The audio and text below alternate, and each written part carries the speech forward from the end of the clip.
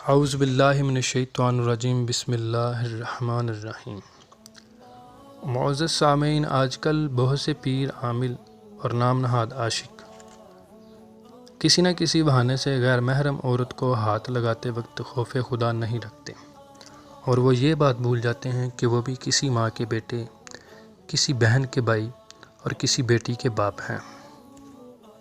زیادہ تر تو دنیاوی محبت میں غرق شدہ افراد محبت کے نام پر بوسہ بازی کرتے ہیں اور جسم کے مختلف اعضاء کو ہوس سے چھوتے ہیں اور دھوکے سے لڑکیوں کو اپنی ہوس کا نشانہ بنا کر ان کی عزتیں پامال کر دیتے ہیں۔ معزز سامعین، دوسری بڑی قسم آج کل کے نام نہاد پیروں، عاملوں اور جادوگروں کی ہے، جن کا اسلام کی تعلیمات سے بہت دور تک کا بھی تعلق نہیں۔ ان حضرات کا شریعت اور طریقت سے کوئی واسطہ نہیں ہوتا، نہ ہی یہ بزرگان دین سے تربیت یافتہ ہوتے ہیں۔ یہ بس دنیاوی مال اکٹھا کرنے کے چکروں میں اسلام کو بدنام کر رہے ہوتے ہیں۔ اکثر عامل پیر عورتوں کو دم کرنے یا اسیب نکالنے کے بہانے مس کرتے ہیں، کئی تو پورے جسم پر ہاتھ پھیرتے ہیں یا سر درد کے دم کے چکر میں سر پکڑ لیتے ہیں، یہاں تک کہ جسم کو برہنہ کر کے دیکھتے بھی ہیں اور اس پر تعویذات بھی بنا دیتے ہیں۔ تعویذوں اور عملیات کے بہانے جسمانی ہوس کا نشانہ بنا لیتے ہیں، بعد تو گھروں کے گھر برباد کر دیتے ہیں۔ اپنے پاس آنے والی خواتین میں سے کسی ایک کو اپنے پیار کے جال میں پھنسا کر بھگا لے جاتے ہیں۔ ان کے جال میں پھنسنے والی خواتین میں زیادہ تر کسی نہ کسی کے عشق میں مبتلا خواتین کی تعداد ہوتی ہے، یا محبوب کو اپنے قدموں میں لانے کے چکر میں اپنی عزتیں پامال کر لیتی ہیں، یا پھر بے اولاد خواتین جو معاشرے کے طعنوں سے تنگ ہو کر اپنی عزت اور دولت لٹا بیٹھتی ہیں اور اپنی آخرت کو بھی داغدار کر لیتی ہیں۔ معزز سامعین، حدیث مبارک میں ان تمام افعال کی نبی علیہ الصلوۃ والسلام نے بہت سخت مذمت فرمائی ہے۔ اس میں حضرت معقل بن یسار رضی اللہ تعالیٰ عنہ فرماتے ہیں کہ نبی اکرم صلی اللہ علیہ وآلہ وسلم نے فرمایا، اپنے سر کو لوہے کے کنگن سے زخمی کرنا بہتر ہے اس بات سے کہ وہ نامحرم خاتون کو چھوئے۔ معزز سامعین، نبی علیہ الصلوۃ والسلام نے یہاں کھلے الفاظ میں فرمایا کہ اپنے آپ کو خود کو زخمی کر لو، مگر کسی نامحرم عورت کو ہاتھ نہ لگاؤ۔ بخاری شریف کی روایات میں حضرت عائشہ صدیقہ رضی اللہ تعالیٰ عنہ سے منقول ہے کہ نبی اکرم صلی اللہ علیہ وآلہ وسلم ہجرت کر کے مدینہ آنے والی خواتین کا سورہ تحریم کی آیات کے مطابق امتحان لیتے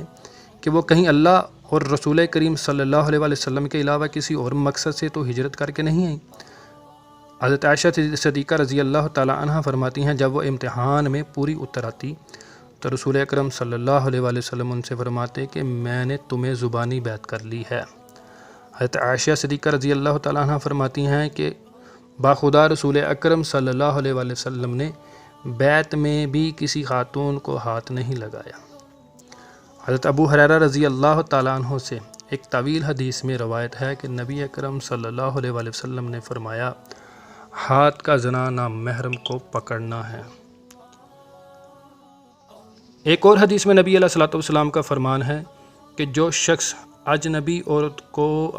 عورت کی شکل و صورت پر شہوت سے نظر ڈالے گا، قیامت کے روز اس کی آنکھوں میں شیشہ پگھلا کر ڈالا جائے گا۔ معزز سامعین، ان تمام احادیث سے ہمیں یہ پتہ چلتا ہے، یہ معلوم ہوتا ہے کہ کسی بھی صورت، نہ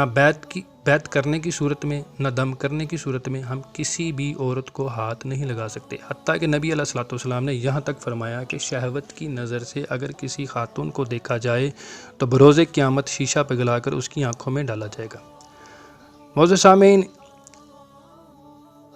حضرت علی رضی اللہ تعالیٰ عنہ سے نبی اکرم صلی اللہ علیہ وآلہ وسلم نے ایک مرتبہ یہاں تک فرمایا کہ علی، پہلی نظر معاف ہے، یعنی کہ کسی غیر محرم کی طرف اٹھی ہوئی پہلی نظر معاف ہے، اگر دوسری نظر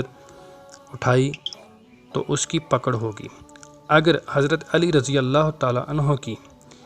دوسری نظر اٹھانے پر پکڑ ہو سکتی ہے تو یہ آج کل کے جو خود کو پیر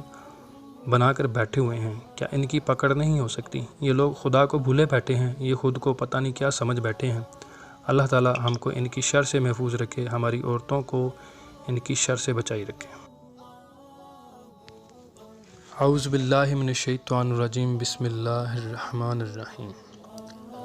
معزز سامعین، آج کل بہت سے پیر، عامل اور نام نہاد عاشق کسی نہ کسی بہانے سے غیر